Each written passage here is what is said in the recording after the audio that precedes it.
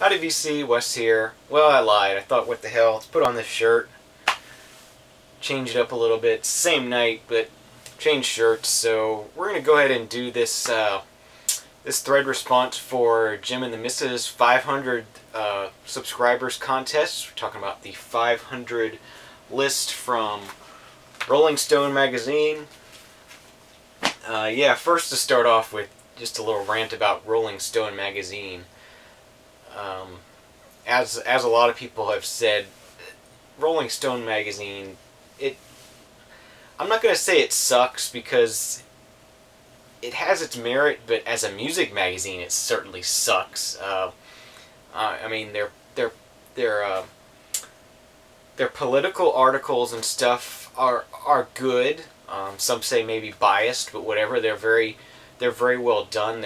They've broken a lot of political stories, which is kind of strange because I think it's almost too political. I think they should spin off the political part of the magazine into just a whole nother thing and actually do a music magazine and just take the politics out of it as much as possible. I mean, there's politics in music, and there's no reason to take out the politics in music, you know. But to have a magazine that's full of, you know, there's a lot of times there's a politician on the cover and that's the lead story and it's disappointing, it's disgusting. You know, I want you know, a music magazine from the United States to be great, you know, as great as this country is. It should be a great music magazine. It should have, you know, have great music-related articles, exposing people to new music, great stuff. So, yeah, I'm sort of upset with Rolling Stone. I've subscribed off and on here and there. I'm not subscribed right now, but I buy issues every once in a while. But if there's something I want to read, but more and more I just download them on my Kindle and read them that way. It doesn't cost me anything to do that. But anyway, we're talking about the Rolling Stone 500 greatest albums of all time. There's that list that was originally created in 2003, and then they updated it this year. I guess they're going to sort of revisit it every 10 years and update it, and just talk about our feelings about it. And you know, it's a list compiled by a lot of different people, and there's going to be stuff on there some people like, and stuff on there some people don't like, and yeah, I mean, it is what it is. It's a list that's compiled by a large group of people, and yeah, it's gonna be kind of mainstream. It's going to represent sort of the middle-aged group of people the most, I think. You know, the people who have the most input into things, you know, sort of middle-aged, sort of 30 to 60 aged people. They're going to have the largest amount of input. So it's going to be sort of representative of that age group people.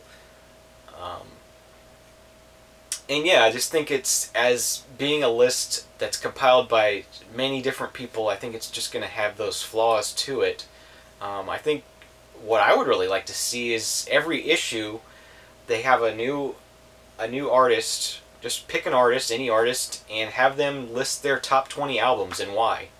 And you know, every issue it's a different artist, and you know, each 2 weeks or whatever, we can sort of read about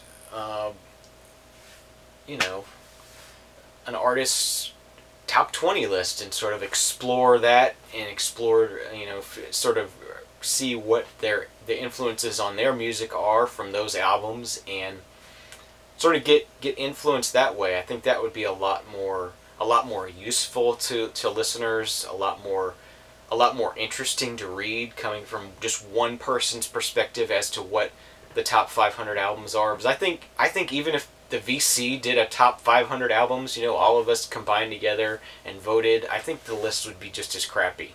I mean, there would be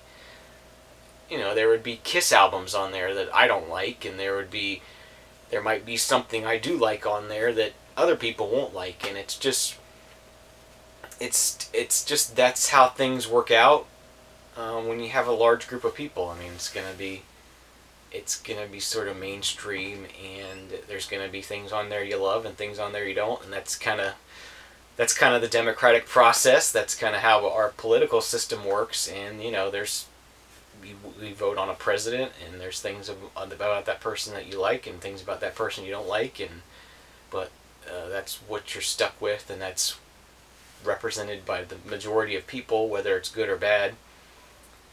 But yeah, I guess those are my thoughts on the top 500 list. I was going to go ahead and I'll just go ahead and briefly talk about these first few anyway. Number 1, Beatles, Sgt. Pepper's. Yeah, I don't even think this is the best Beatles album personally, but that's my personal opinion. I mean, this album doesn't do much for me. And the Beach Boys' Pet Sounds. I mean, it's a good album. Is it the number 2 album ever? No. Okay. Next up we got Revolver. Okay, getting better here. This is a better Beatles album than Sgt. Pepper's, I think. Okay, next up, Highway 61 Revisited. I actually haven't listened to this yet, so I can't really speak on it, but I have it. So at some point I'll be listening to that. Let's see here. Okay, next up, Rubber Soul. Okay, that's a good Beatles album. Yeah, it's pretty good. But I mean, yeah, like people have said, why do we have 4 Beatles albums in the top 10? I mean, yeah, the Beatles are great, but we don't need 4 albums in the top 10. We need room for other genres, other groups in here. Marvin Gaye, What's Going On, number 6. I don't have that at all. Rolling Stones, Exile on Main Street at number 7. I've heard it, but I don't have it. I don't particularly like that one. Clash, London Calling. I don't have that one. Bob Dylan, Blonde on Blonde. Don't have that one. And then finally at number 10 we have the Beatles' White Album, or self-titled, whatever you want to call it. This is my favorite Beatles album. Definitely that one. So yeah, I would put that one at number 1. Well, maybe not at number 1, but it would certainly be the highest rated Beatles album on my list. So yeah, I mean, it's a biased list. It's biased sort of towards middle-aged people. It's very a politically generated list, so it's very mainstream. But I mean, it is what it is. I'm not upset over it. I'm just like I said, I don't think the VC could do any better. Just because all of our musical tastes are so varied, and we're just sort of the mainstream stuff is sort of going to rise to the top, and the more unique stuff is not gonna really chart very well. So yeah, I'm like I said, I'm not upset about it. It is what it is, and yeah, those are my thoughts on it. So congratulations, guys, 500 subscribers. That's awesome. You should have a lot more, and I wish you all the best, and wish you all Merry Christmas and Happy New Year, and we'll see you again real soon. Cheers.